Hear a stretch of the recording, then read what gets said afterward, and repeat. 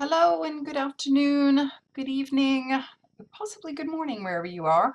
We have an intimate group with us here today. I can see there are still people logging on, but I thought best to get started and introduce our speaker. My name is Alison. I work for Trinity as the Head of Business Development for the UK and Ireland. And we are delighted to have Fiona Connolly leading this session today. This is a session on the graded examinations in spoken English, and it's quite focused on the interactive phase of the GESE exam. We are recording this. We know some people signed up and may not be able to attend. We also put it on our website for people to refer back to after the session too. So I just want to introduce Fiona. She is a Trinity examiner. She's been an examiner for a number of years and does both face-to-face examining as well as online. Fiona has over 30 years of experience as a teacher and a trainer as well, and has worked across all different sectors and with learners of all different age ranges, from primary all the way to higher education as well. She's currently based in Galway and is dividing her time between a project for the British Council in Turkey, working at an Irish university, and also continuing to examine for Trinity as well. I will be online in the background. If there are questions or people are looking for links, I'll put those in the chat. If there are questions at the end, we can address those at the end. Someone has already just asked about reports of attendance. Unfortunately, we don't do these for the sessions that are quite focused on exam preparation, but we do them for the future of English language teaching, which is next week. And I will put that in the chat, which may be of interest to you. And I'm going to hand over to Fiona now to get started. Thanks. Okay, hello everybody and good afternoon. I can see a couple of familiar names from yesterday, so welcome back again. Welcome to our session today. It's the third of 3 sessions this week, and we're focusing on the interactive phase of the GESE exams. So brief outline of what we're covering this afternoon in the next 45-50 minutes. Very brief introduction to what we do at Trinity. Some of you are here for the 3rd day, will probably know more than I do at this stage. And then we're going to have a look at the GESE exams and the different tasks. And then we'll just focus in on the interactive phase for the rest of the session, looking at some ideas and resources, and then showing you a little bit about the teacher support that you can get, and finishing with some questions. So just before we start, could you please put in the chat box where you are at the moment, where you're joining us from, and have you got experience of preparing learners for the interactive phase? You can say yes, a lot, yes, not much, no, not at all, no, but I'm going too soon. So just be interesting for me to know. Oh, thank you, Alison. Anybody else? I think we just waiting for people to let us know.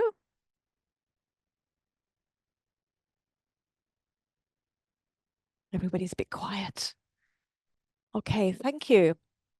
Imane, I hope I'm pronouncing your name correctly. I remember you from yesterday, so welcome back. And just got another few people to put their details in.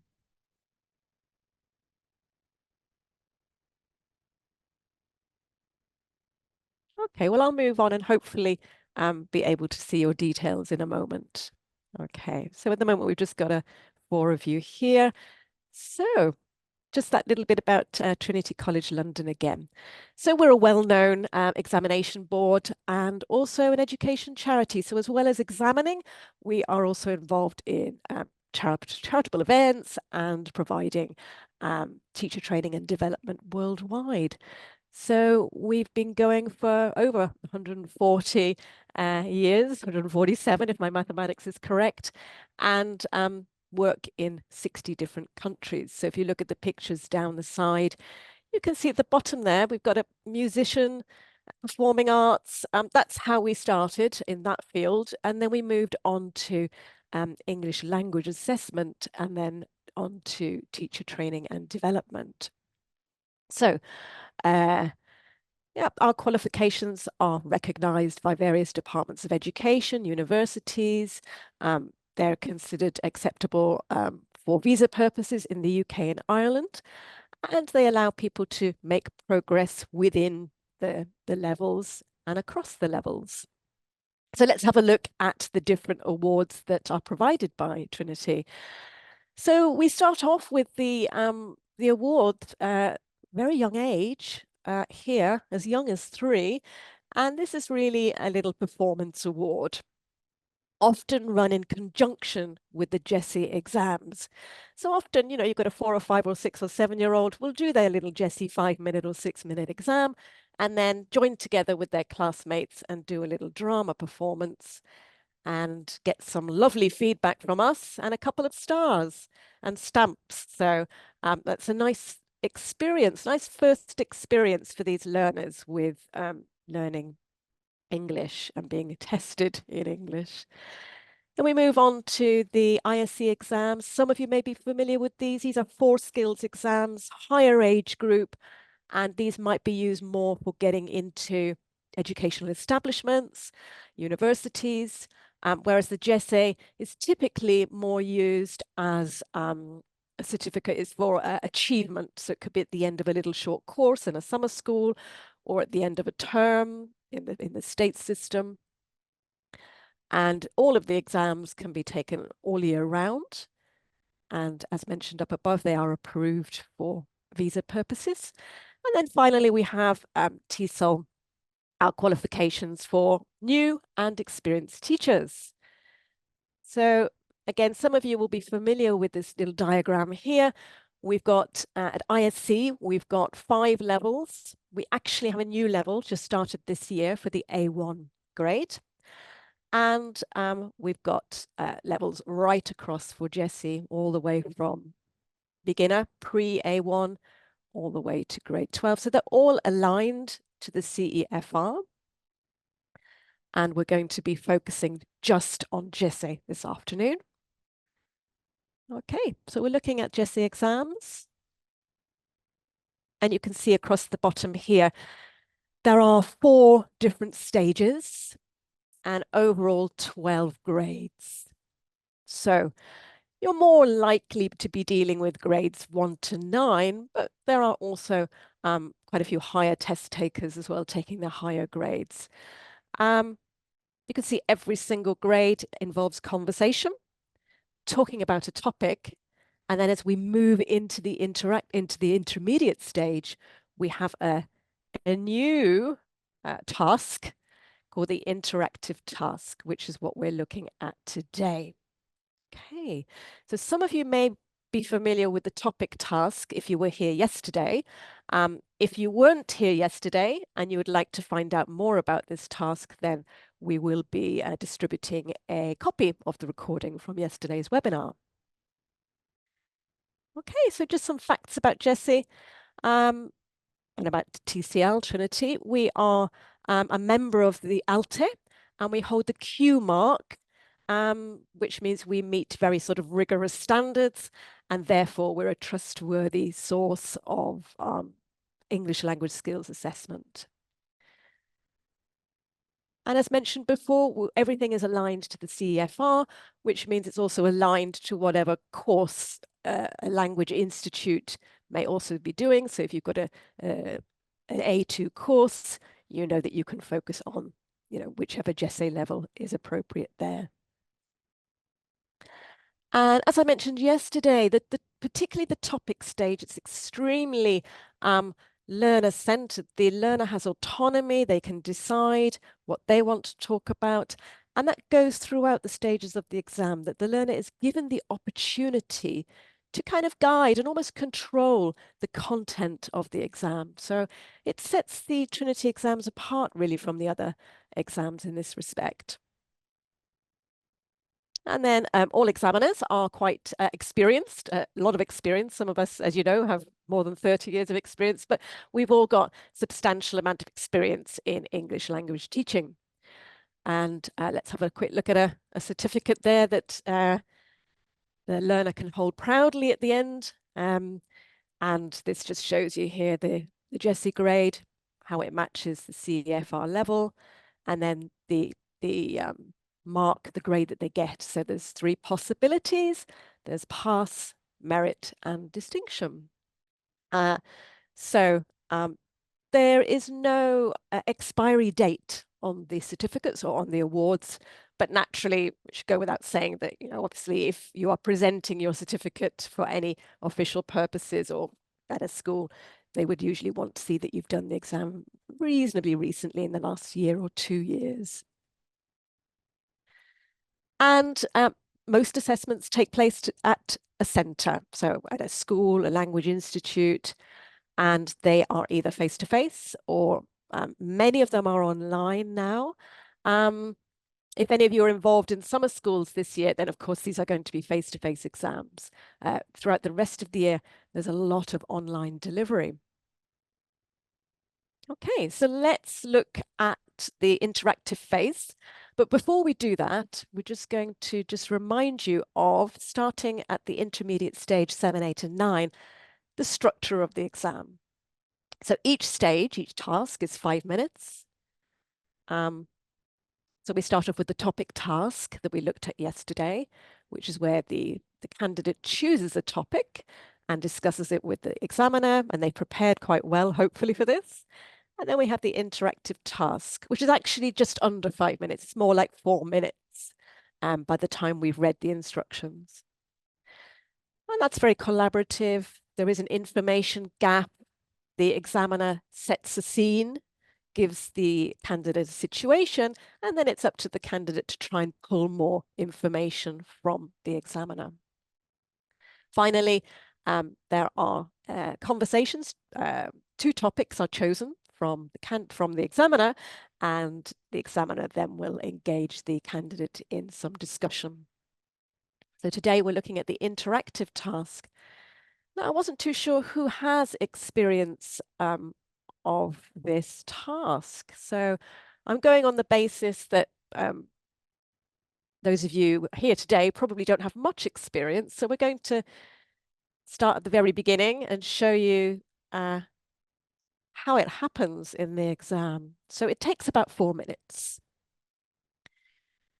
The examiner, we've got this script that we follow at this stage, and will read out this instruction to the learner. So I'm just going to give you a minute to have a look.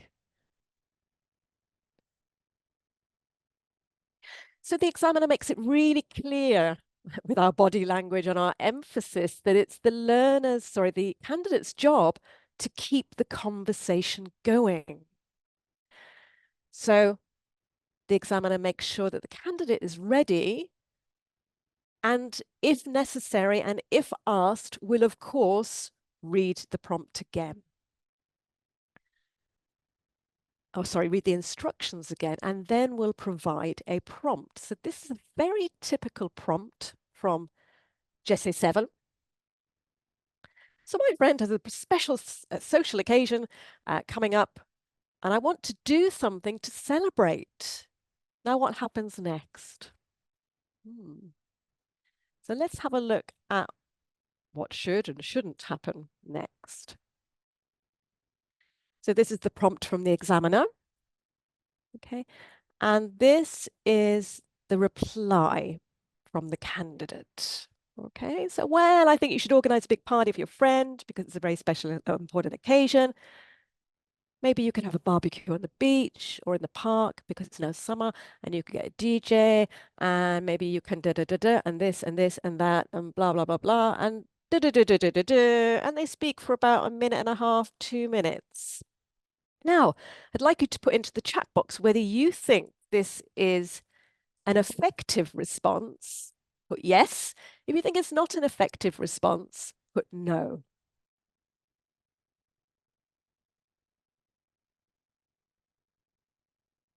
Okay, got one answer there. Anybody else? What do you think? Okay, so imagine they're giving a 2-minute response.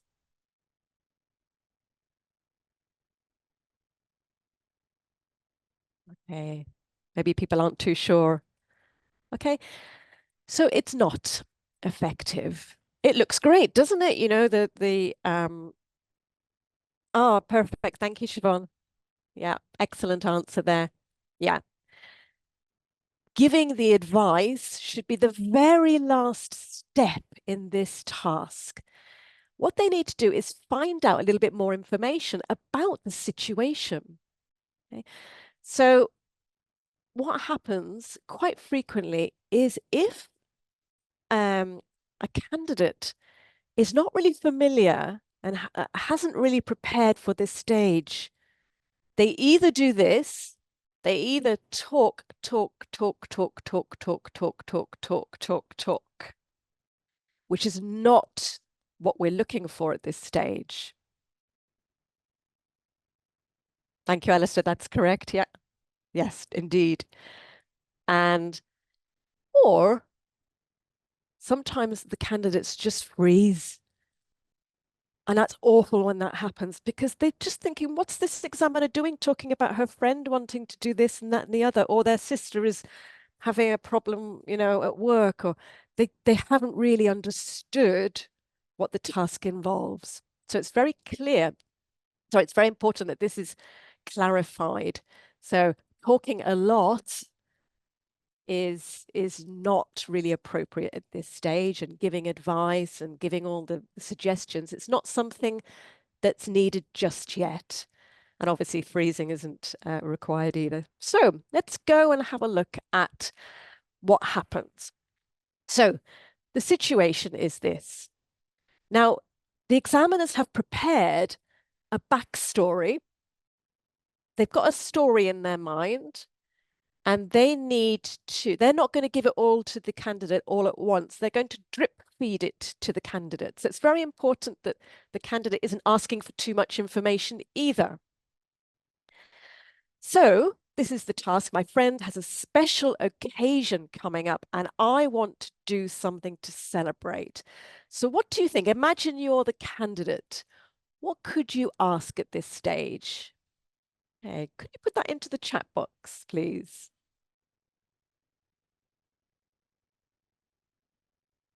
Okay, we've got an answer coming up. Thank you, Alistair. Yeah, what's the occasion? Any other possibilities? What's the occasion? How old is your friend? Uh-huh. Good. Thank you, Siobhan. Oh, interesting. Thank you, Alison. Okay. So I think you've pretty much, yep. So generally, you would hope that the candidate has got those key words, special occasion. And yes, good, Alistair. That's a good question. And Alison and Alistair, you've got great questions for maybe the next stage or the stage afterwards. Okay, so the examiner replies, well, after studying for many years, she's going to become a doctor. So, there's lots of potential questions after this. So what kind of question could you ask after this? You could go down a couple of different roads here. And the examiner is prepared for every road you're going to go down. So just have a think. What could be the possible question?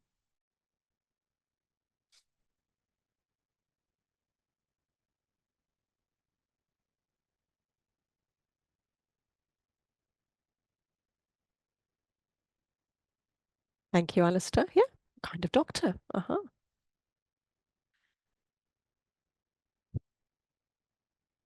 Any other ideas? Lovely. Where did she study? Oh.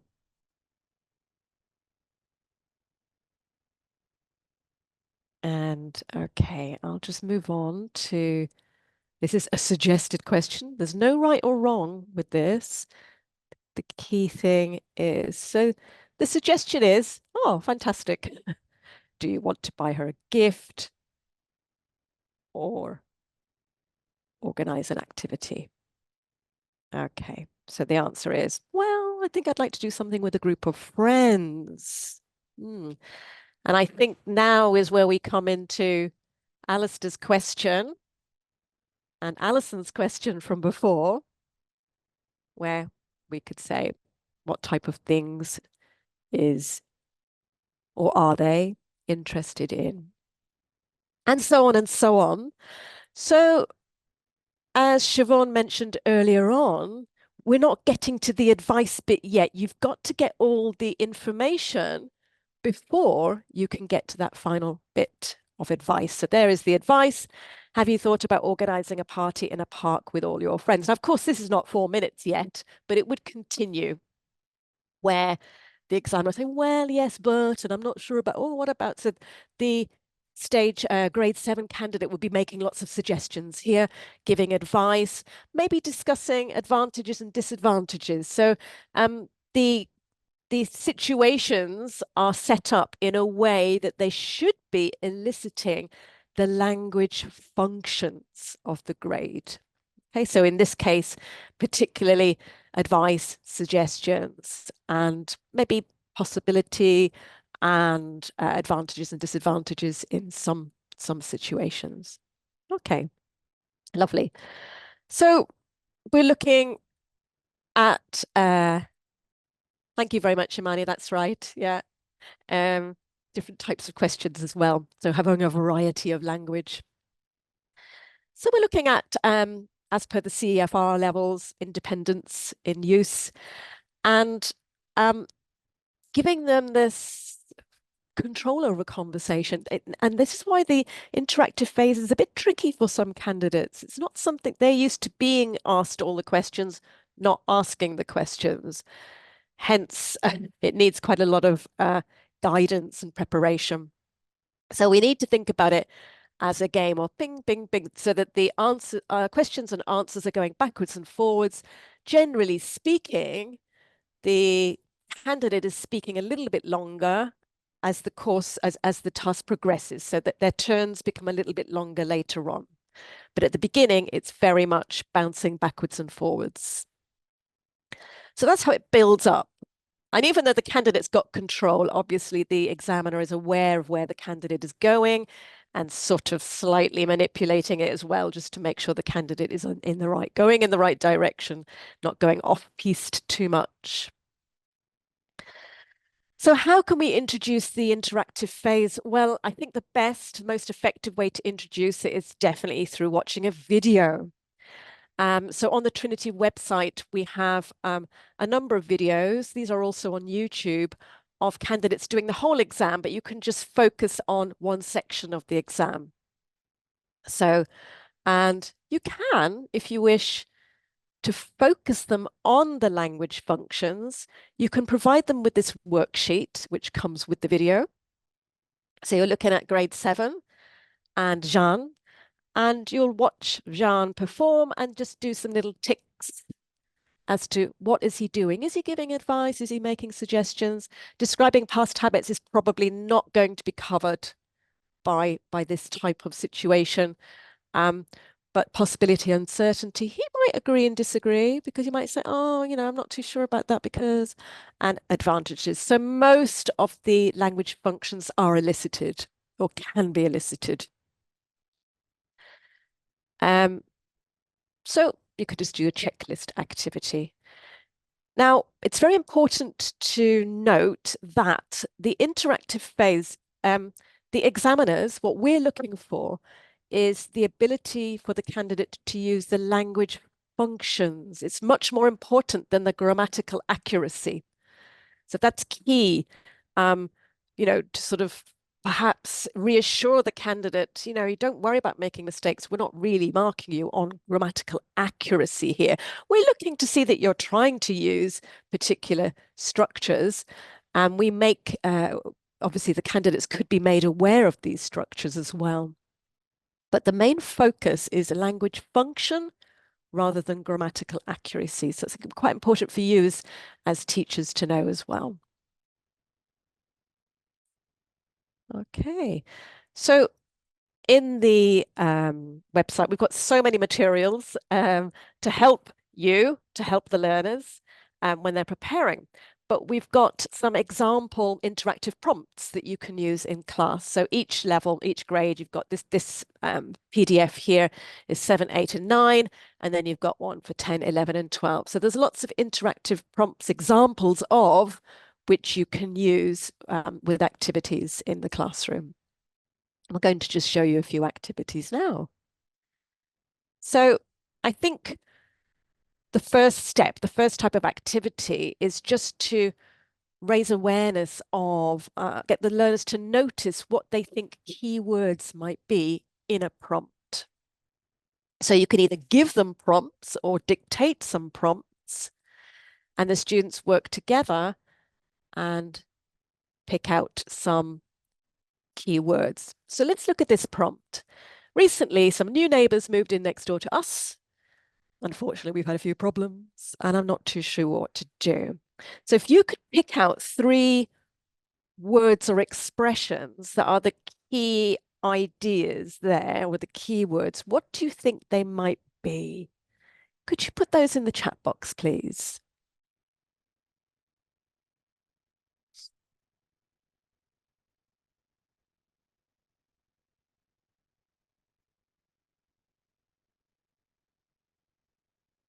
Whoops. Oh no. Sorry about that. That's just revealed the answers there. But I think you were getting there as well. Thank you. New neighbors, problems. Thank you. Yep, not sure what to do. Problems. Yeah. Okay, great. Yeah. So we've just said here recently could be a keyword, might not be that important. New neighbors and a few problems. So let's look at the word, let's say, recently. Okay. So we've got the word recently. So, okay, what do you mean by recently? So what question could the candidate ask to get more information about recently? So we're talking about this action of the neighbors moving in. So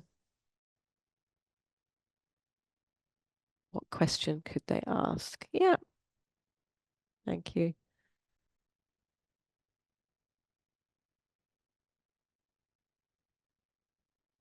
Thanks very much. Anybody else?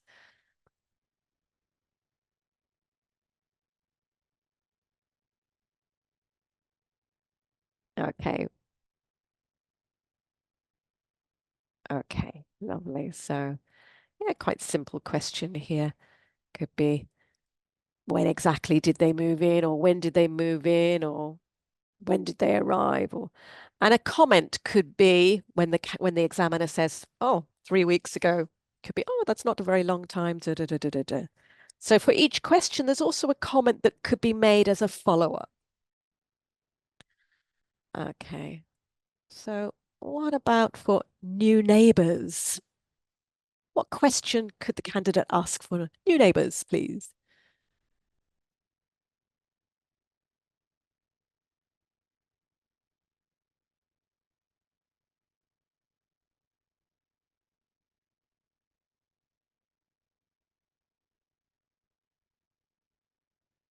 Oh, yes, yeah. You could say where they're from. Anything else? Uh-huh. Yeah, great.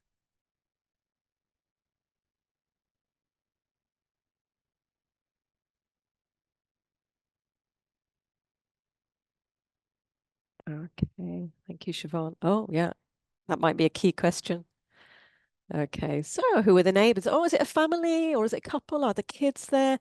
And then a possible comment could be, I guess very young kids can be noisy sometimes. Oh, do they have pets? Yes. That's a very good one too. Thanks, Samuel. Okay. And then a few problems, kind of an obvious question here that you could ask.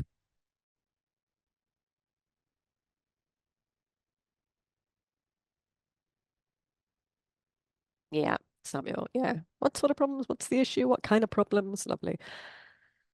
What problems have you had? You could respond, yes, I can see that's a problem. Do you think so? This is where you're following up because you're needing to sort of find out more information about all the different comments. Um, oh yeah, very good. Lovely. Thanks, Samuel. So yeah, so this is the first time you do this. Now, I don't personally prepare um, learners for exams, Samuel. Sorry. Do you need to involve the police? Yeah, well, hopefully not. And sorry, what was I going to say? Yeah, so I don't personally prepare learners, but I've spoken to teachers that do, and they said this is quite a good task, but you do need to do it quite a few times. The first time, learners are kind of a bit, oh, you need to demonstrate it, do it with the learners together, as I was doing it with you, and then give them a little bit of a chance to work in small groups or pairs and come up with these questions so that they're learning to identify key points. Okay, so let's have a look at some example prompts. So you've got some example prompts from 7, 8, and 9. Okay. Al-Amin, I'm not sure about your question. We'll come to that at the end. I'm not sure if, what you mean exactly there about PowerPoint slides. Okay. Okay. So these are examples of 7, 8, and 9 prompts. And these are examples of 10, 11, and 12 prompts. So I've got them in different colors because I'd like you to tell me, if you can, what's the difference? Can you notice the difference between the focus of the prompts? Can you see any differences there?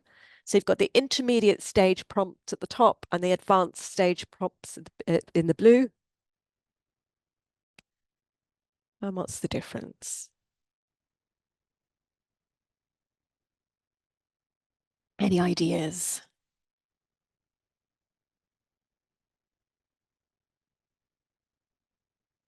Look at the very last thing that the examiner is saying each time.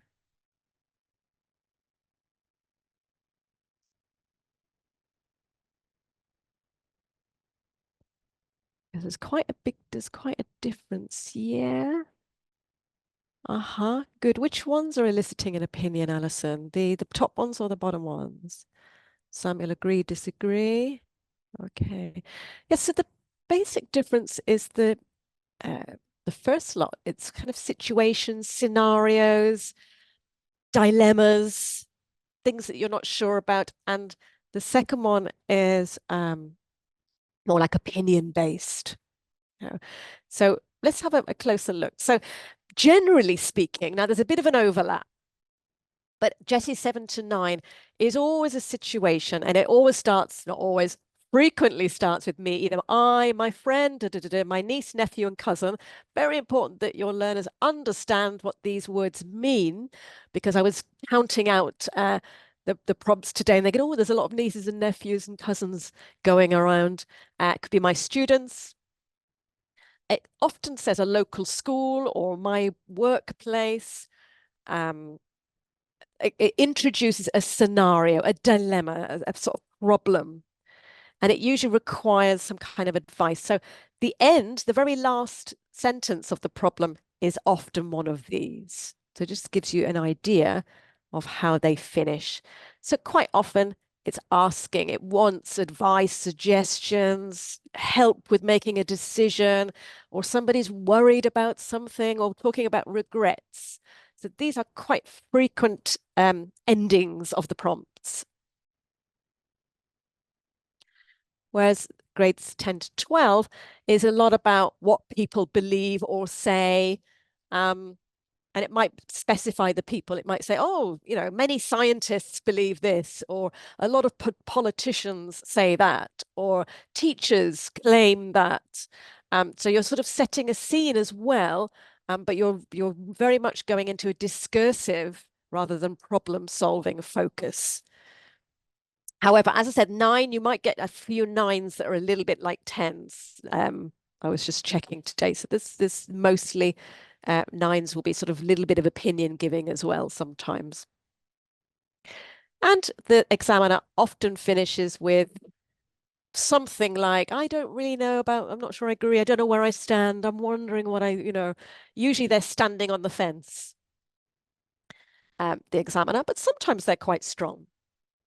Or they say what somebody else, some people really disagree with this.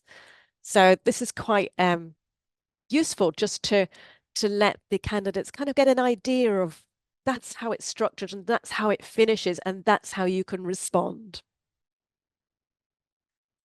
So very much quite a difference. So the difference between a GESE 7 and a GESE 12 is huge. There's a lot more sort of meaty discussion and debate and argument and opinions going backwards and forwards. And then 7, a lot more advice, suggestions. Okay, so let's look at some more ways in which you can use these prompts. So there are some worksheets in the website, on the website under the grade 7 speaking tasks in the interactive phase. And you can see there that somebody, the A, is going to be an examiner. And they need to look at a prompt and try to invent a backstory. So one little group could have prompt 1, one group have prompt 2, one group have prompt 3, and they are the examiners. And then the B students, I'll give you time to read through those instructions. The B students are the other way around. They will be the candidates. I'll just give you a minute to, okay. And then the candidates need to try, see if they can come up with questions, possible questions. They don't know what the prompt is, though, so they're not too sure. At this stage, they don't know what the prompt is. Or you could give them the actual situation, but without the full prompt. And to think about phrases and questions. So it is a good idea in this stage to give them guidance with language. Thank you very much, Alison. Oops, sorry. To use guidance with language, giving them those sentence stems. Okay. So having those interactive prompts does lend itself to role playing, but you do need to go through those other stages first. You do need to kind of expose them, get them to notice what's going on in the interactive stage, then focus them on the sort of keywords, focus them on the structure, and what's happening. The function is usually problem solving, giving advice and suggestions, and then looking at language before you go into practice. So some other practice that they could do. Okay, so you've got the brainstorming activities you could do. So yeah, looking at the opinion prompts, you could just divide the class into small groups and give each group a prompt. They go with their prompt and they just start mind mapping ideas. It could be ideas agreeing or disagreeing or pros and cons. And they only get about a minute or 2 minutes to mind map or use post-it notes. And then they can go round to a next table, add ideas to the other group who had already started, and so on and so on. So they rotate around. So they get the chance to see every prompt, add other ideas, and then you've got quite a few arguments. Again, this has got to be quite quick because remember, they've only got 4 minutes in the exam. So you finish, they go around and you finish by each group gets the flip chart or gets the post-it notes, and they then try to use as many of the prompts as possible in a 4-minute discussion.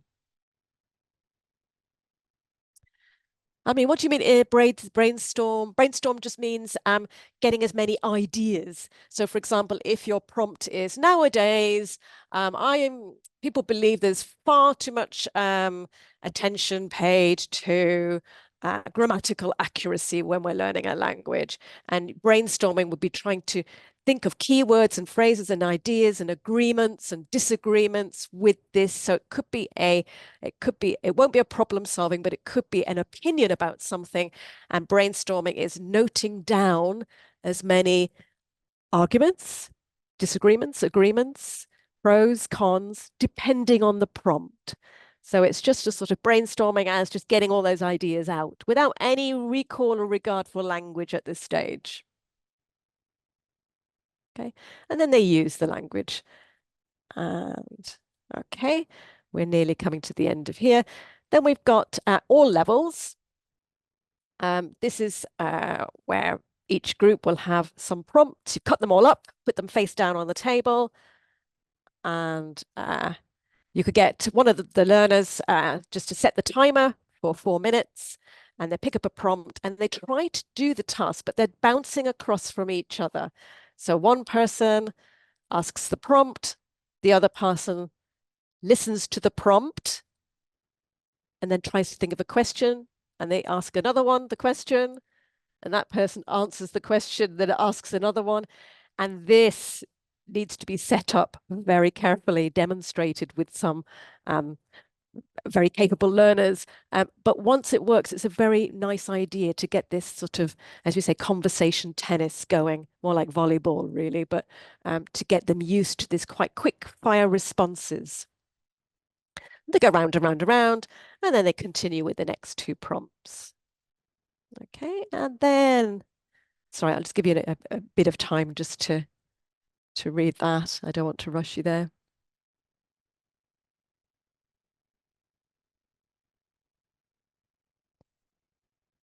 Okay. So, and the next one is walk and talk. You might be familiar with this type of activity where you have areas of the classroom, agree, disagree, and neutral.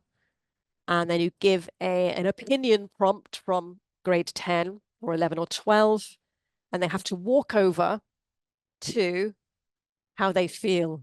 So I strongly agree with this. I'm going to go there. I disagree. I'm going to go there. I'm neutral. Or you can take out the neutral because sometimes you might get too many people going to the neutral part. So with their groups, they then have to get an argument together.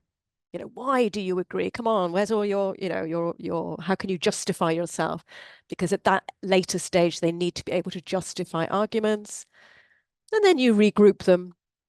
So you've got people who agreed, disagreed, and were neutral. And the agree and disagree people have to try and take the neutral people away and put them in there. So, and debate, or can they change their mind? So again, you've got that 4-minute time limit. And again, at the end, summarizing is another function. A manager can then summarize what the discussion. So we decided this, and then so-and-so said this, and da, da, da, da, da. So those 3 activities, I've discussed them when I used to do a lot of face-to-face examining. We often discuss ideas that teachers have for using the prompts. And these 3 ideas are ones that I've heard have worked, but they all require very careful setting up, demonstration, instructions. Okay, so we're coming to near the end now. So just want to just make you aware of there are a huge number of online resources. When I first started examining for Trinity, I was very impressed by all the guides. There's a scheme of work. It literally gives you exactly what you do each day, and it refers you to the speaking activity, to the handout, to the video. So let me just show you the schemes of work. That's an example of the scheme of work. Now, you can't see much there, but you can see really you've got preparation, you've got the procedure that you need to follow, you've got the handouts, the worksheets. So you've pretty much got lesson plans and materials for 90 minutes a day, which I don't think many of you would need a whole 90 minutes a day. But if you were doing an hour a day of preparation or just 45 minutes a day, you could spread that out. But yeah, really good resources there.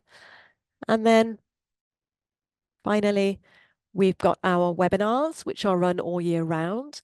And we also provide recordings of the webinars.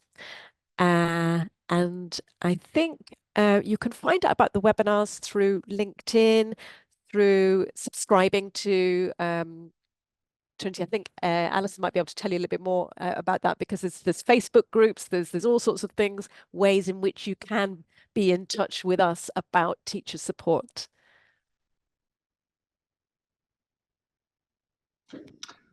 Brilliant. Yeah. Alison, Shall, so shall I just share some of that, yes, if you could do, that would Fiona? be Yeah. great. Yeah, Thank you for that. Was that the last slide? I didn't it want to was. interrupt Yeah. you. No, that's the Okay. last slide. Well, the last slide is, have you got any questions? Brilliant. So please do be thinking of questions whilst Alison is putting those links. Yeah, Um, so I just wanted to make sure that everybody's kind of aware where to find these things. I did put the link to the schemes of work in the chat there. That link kind of allows you to download everything at once. So if you want kind of all the grades, you'll be able to get it from that link. Um, or if you're just going into the Trinity website and looking at resources, then you'll see by level the schemes of work are kind of dotted in there with all the videos and Mhm. all the different resources that we have. But the schemes of work make it quite easy to kind of have everything in one place. So Yeah. they were designed to provide, as we saw, about 30 hours of work. We have a couple of 30 hours of teaching time, rather. We have a couple of events coming up that might be of interest to everyone that I just want to make sure you've got the links for. In just over a week, we have the Future of ELT conference. So that's the 15th of June. Online, it's a free event. We've got some excellent plenary speakers. It's all day long. And we have 25 breakout sessions across different strands. We've got young learners, teacher education, technology and innovation, and English for specific or academic purposes. So absolutely something for everyone. We hope you'll join us. We do reports of attendance for that. But you're also welcome to, depending on your time zone, just come along for the parts that you can. We also record everything, so if you can't join us for the whole day, then you will get access to the recording. But make sure that you sign up so that we will send you the live program and kind of how to join with all the links. We also do a regular Transformative Teachers webinar series, and if you follow us on Facebook, you can follow Trinity Teacher Education, or just follow us on LinkedIn. You'll also see we have an Instagram account as well. We tend to post to kind of all the um, social channels depending on what you like to follow and what you do. So you should see that if you follow Trinity. The Transformative Teachers is typically every third Wednesday of the month. So that's kind of ongoing throughout the year. And again, something for everyone in there. The topics change every month. And the next one is going to be the 19th of June. So that's coming up very soon. And if you go to that page, you can sign up and we'll just notify you when the new ones are released as well. So I want to say a big thank you to Fiona. There is one question here, There is Fiona. one Maybe question. we should Yeah, address this one. absolutely. In the collaborative task, how do you make sure that everyone is involved to have their say? So this is obviously you were describing an activity that you could do Yeah, as a group. that's right. And I guess this is maybe just about trying to kind of Hmm. monitor and involve different Hmm. people. Maybe you have some advice for how to maybe change Yeah, roles or how to do I that. think with those, I think, Imani, you're referring to the fact that at the end of the discussion, the one person does summarize for the group. So obviously you would make sure that each day you do it, it would be a different person that summarizes. But in terms of the collaboration, I don't really have anything to hand, but you would just something very simple as a what we call a talking stick, is that when you're actually, that particular person, whoever the group manager happens to be, has to make sure that that stick is going backwards and forwards quite a lot, so that not any one person has the stick for too long. So that's the way that as a teacher, not as an examiner, but as a teacher, that I would do that type of activity to make sure that everyone's involved. And of course, as a teacher, you monitor as well. And if you see somebody that seems to be a little bit um, not too sure about, what they're doing, obviously step in and just provide a bit of guidance. But these talking sticks, you can use lots of different things, a ball, a stick, a whatever, to ensure full participation. So I hope that's answered your question. Great, Thank you thank very you. much for the question. That was helpful. Thank you. All right, well, we're going to wrap it up there. Thank Thank you you, Amani. all. Yeah, thank you, everyone. Thank you, Fiona. And for those of you who joined us today, we will be sending out a recording link so you can kind of watch this back. And of course, if you have any questions for us, for our team, do feel free to get in touch with us. UK language at trinitycollege.com is the best place to get in touch with us, and we're always happy to answer questions and help you out. So thanks again, everyone, for joining us, and have a lovely Thank rest of the you. day Yeah. wherever you are. Thank you for your participation. Thank you very much. Thanks. Bye-bye.